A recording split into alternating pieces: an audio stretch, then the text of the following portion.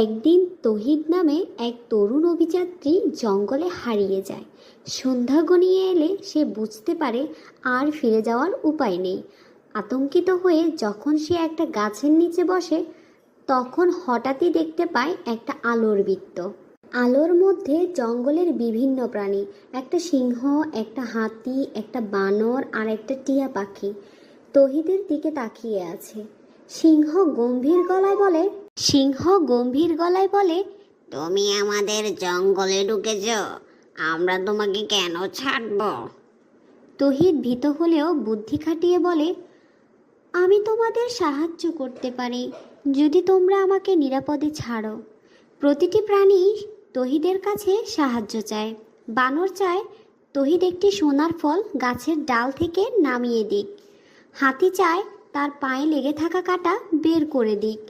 সিংহ চায় জঙ্গলের শিকারীদের থেকে রক্ষা পাওয়ার কোনো উপায় বের করে দিক। টিয়া পাখি চায় যে জঙ্গলের বার্তাবাহক, চায় তহিদ তাকে মানুষের ভাষা শেখাতে। তহিদ তার দক্ষতা দিয়ে ডাল বেয়ে উঠে সোনার ফল নিয়ে আসে। জঙ্গলের গাছের শিকড় দিয়ে হাতির পায়ের ক্ষত সারায়। শিকারীদের জন্য একটা ফাঁদ বানায়। টিয়া পাখিকে সহজ কিছু শব্দ শেখায়, যা দিয়ে সে শিকারীদের ভয় দেখাতে পারে। সব কাজ শেষ হলে প্রাণীগুলো একসঙ্গে বলে, তুমি জঙ্গলের বন্ধু, আমরা তোমাকে নিরাপদে ফিরিয়ে দেব।